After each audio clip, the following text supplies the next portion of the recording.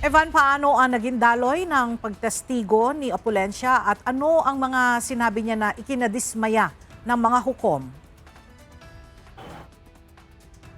Ella, simple lang naman ang tanong ng Sandigan Bayan 3rd Division dito kay Gerard Opulencia. Ngunit hindi nila makuha yung mga sagot sa kanilang mga katanungan. Kaya mismo ang korte na ang kumag-question kung paano ito natanggap bilang isang state witness. Paano nakukuha ang mga commitment na ibinibigay nila kay Yusek Bernardo?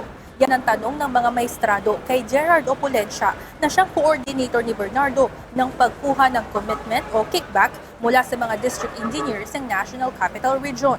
Ang tanging sagot nito, wala siyang personal knowledge dito.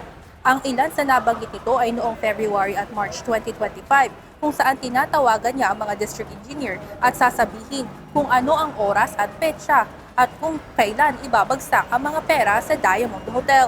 Ngunit hindi niya umano alam kung saan ang gagaling ang mga pera, pero duda niya ay mula ito sa mga kontraktor. Hindi nito maikwento kung paano inihahanda ang mga pera. Hindi rin niya kilala ang mga kontraktor at mga proponent at tanging sumusunod lamang sa utos ni Bernardo. Wala ring alam sa umano'y ugnayan ni Bernardo at Revilla dahil hindi niya anya jurisdiksyon ang mga proyekto sa Bulacan. Hindi rin umano siya nakakakuha ng advance payment o kickback at tanging pa-thank you na 1,000,000 piso kada proyekto sa North Manila noong district engineer pa siya sa lugar. Dahil walang maibahaging konkretong detalye sa korte sa kabila ng paulit-ulit na pagtatanong, dismayado sina Sandigan Bayan 3rd Division Chairperson Associate Justice Carl Miranda at Associate Justice Ronald Moreno kay Opulencia. Ayon kay Miranda, nagtataka sila kung paano ito natanggap na state witness ng DOJ, gayong wala palang alam na makakatulong sa prosekusyon. Hindi rin sila maniwala na wala itong ideya kung saan kinukuha ang pera, gayong ito ang mismong nag-uutos sa mga district engineers na gawin ang naturang iligal na gawain. Duda rin ang mga hukom kung paano ito nakapagbalik ng 130 million pesos sa Department of Justice bilang restitution kung wala pala itong natanggap na commitment.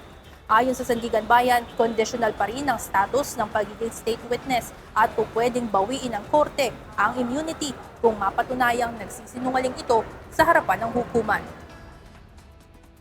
Ella, dahil wala kang masyadong makuhang sagot dito kay Gerard Opulencia ay mabilis na natapos itong bail hearing ngayong umaga. Wala na rin masyadong naganap na cross-examination sa defense team ng mga akusado. Mamayang 1:30 ng hapon, inaasahan naman na tetestigo na itong si dating DPWH Undersecretary Roberto Bernardo na noong mga nakaraang araw nga ay may iniindang respiratory disease.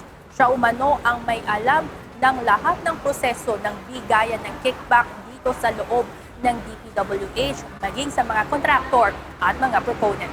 Yan muna ang update mula dito sa Sandigan Bayan. Balik sa inyo dyan, Ella. Maraming salamat, Evan Alvarez.